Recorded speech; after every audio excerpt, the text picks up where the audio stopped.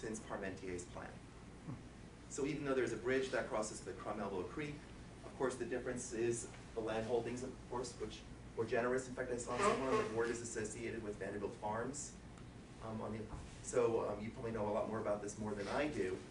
That those land holdings were part of it. So the other thing that's very interesting is Olana is also blessed in that they have a continuity and contiguity of their working landscape that other landscapes no longer have in the Hudson River Valley.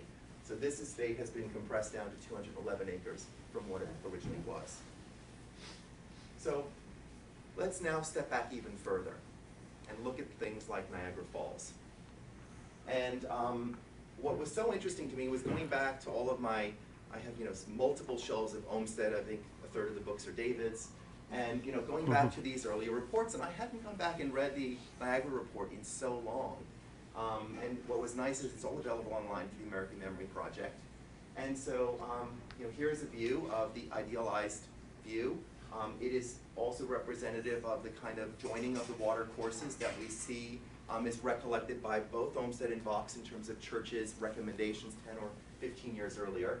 And we see here this idea of a sacred obligation to mankind, which I think also, as you think about the kind of landscape that is Olana, it seems to me, because of its scale, it feels like parkland that is associated with democratic kinds of grounds, the fact that Church opened it to the public.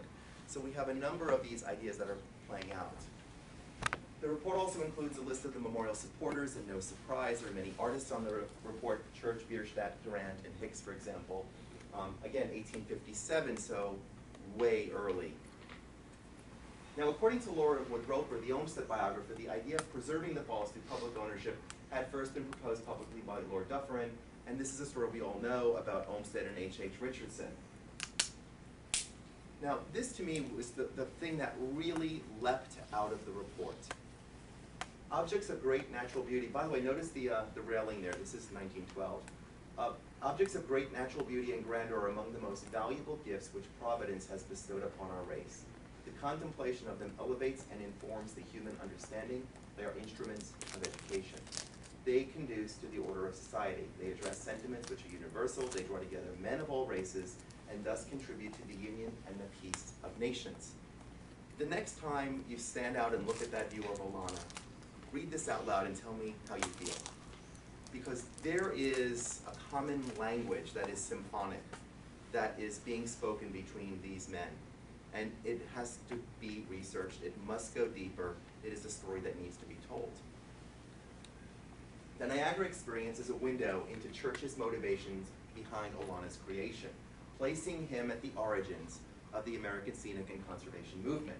It also links Church's sensitivities towards providing and designing democratic grounds that by this time were being promoted by Olmsted, Vaux, and their successor firms. So let's look at these guys together. I really want a cape, I gotta tell you. Now, on a personal note, I also remember, and I'm sure many people in the room remember, the Cooper Hewitt exhibition and symposium that was done on Vaux back in the late 80s. And and I remember seeing for the first time, side by side, this and this. And yet, I remember that symposium never really ending the day with enough clarity over who did what. And so to me, and again, it was solely focused on the building. There was no discussion, for example, of the carriage roads. We leapt from the building to Central and Prospect Park. And so again, this landscape has been elusive. Now, what I'm showing you here, these are Calvert Vaux's words from his essay, The Value of Sky and Skyline, which is called Sky and Skyline from Concerning Lawn Plantings. I can send Sarah a link to this. It's in or people have seen this, or it's in the white paper. Sorry? It's in the white Yeah, paper. but the link for it, great. So it's a great little collection of essays. It's only about 31 pages.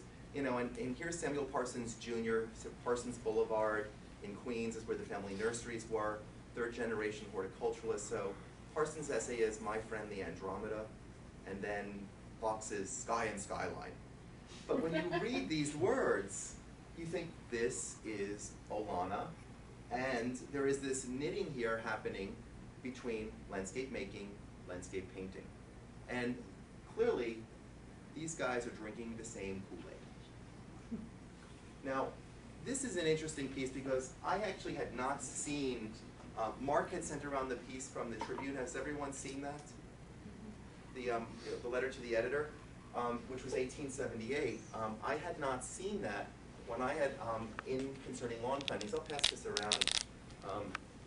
The same text that was in the Tribune article appears in Concerning Lawn Plantings as the final concluding essay called A Natural Park at Niagara.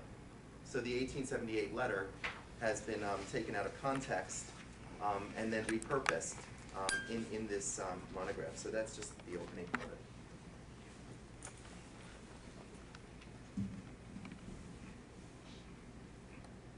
Now, the idea of visually connecting iconic landscape features was also foundational to the making of Olana. At Biltmore has looked at their stewardship story. There is an opportunity for Olana to look at their own stewardship story. Remember, believe it or not, we're approaching 50 years on this. In addition, these people are no longer living, so that makes them eligible under Criterion C for significant individuals. So I believe all of this is a way for Olana to take the conservation story that is begun by church and put front and center to become part of its larger narrative. And what that leads to is this idea of adopting a holistic stewardship ethic.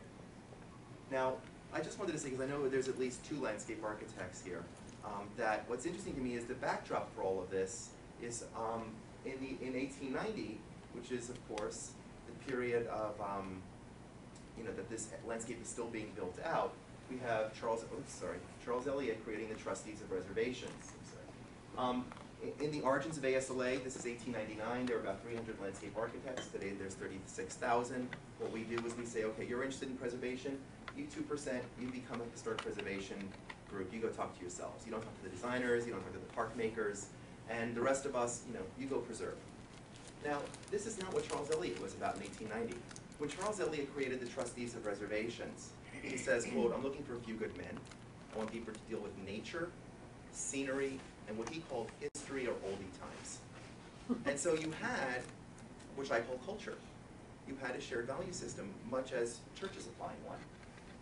The other backdrop in New York is you have the American Scenic and Historic Preservation Society. This is their brochure from 1895. I love the view of a California giant redwood next to scale the Flatiron Building to give you a sense of what's really important in life. Of course, Niagara's on the front. But you see that this is all part of the discourse by this time. And you have Charles Elliott creating his before and after Reptunian images in his vegetation management for scenery. So the question is, how does Olana's narrative fit into this and to what Charles Elliott is doing and writing about at this time? And this is my one bit of cheap animation, because what I believe happens today in the preservation community and in the design community is we've become segmented. We have people that I think are the bees and bunnies people, we have the bricks and bollards people, we have the battlefields and brownfields people. And what we have to do is have this shared value system. Now, I didn't want to spend a lot of time looking at mission statements, and I've been encouraged not to, but I can't help but at least contextualize this in light of what we've seen today in the World Heritage nomination. So when you go to the website, and I have to say, if the mission statement's in there, it's hard to find. There's the tagline, the 250-acre integrated environment at famed Hudson River School painter Edwin Church, art, architecture, landscape, farm, and views. And then there are these earlier mission statements, again, that go back to the picturesque. And so the question is, where does conservationism play? Where does the shared value system come in all of this? And again, let's look at some of our colleagues in the region. Here's Manitoga, home, landscape products, archives, philosophy. Vision statement, then placing their center in a larger context. Hudson Valley, celebrate and advancing. These are nice, mushy words that don't get anyone angry about anything. It says kumbaya. Historic Hudson Valley's mission statement point number 2, to present each site and its historical significance in the context of key humanities themes as they evolved in the region.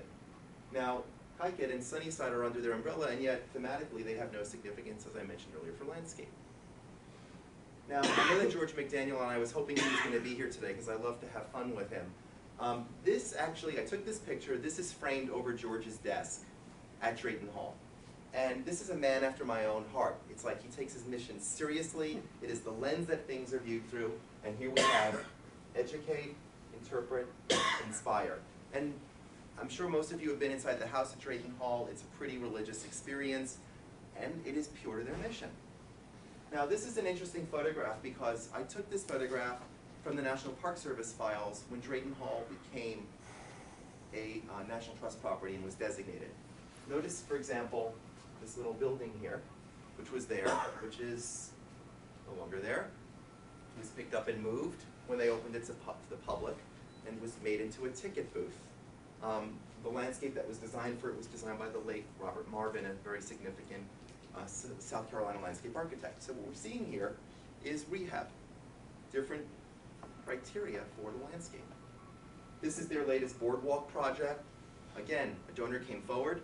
There was this opportunity to interpret bees and bunnies for school kids. This is all great stuff.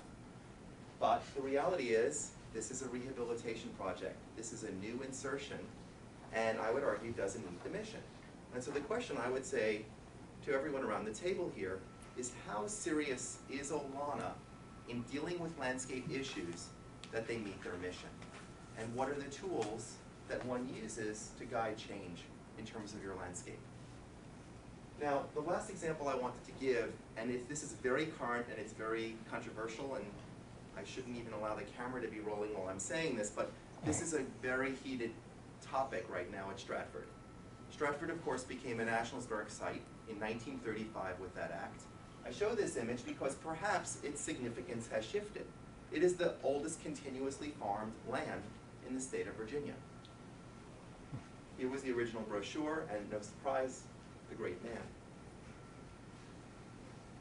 Here's the Fisk-Kimball staircase that came in, lots of additions, there was living history. And it's very interesting, I picked these up on eBay a while back. Look at the chronology of these brochures. Stratford, Lee, and now we're giving secondary billing to the sons. Then we're now then, by the 70s, we're subordinating Lee, and it's about plantation life. And then more recently, Lee's off the cover.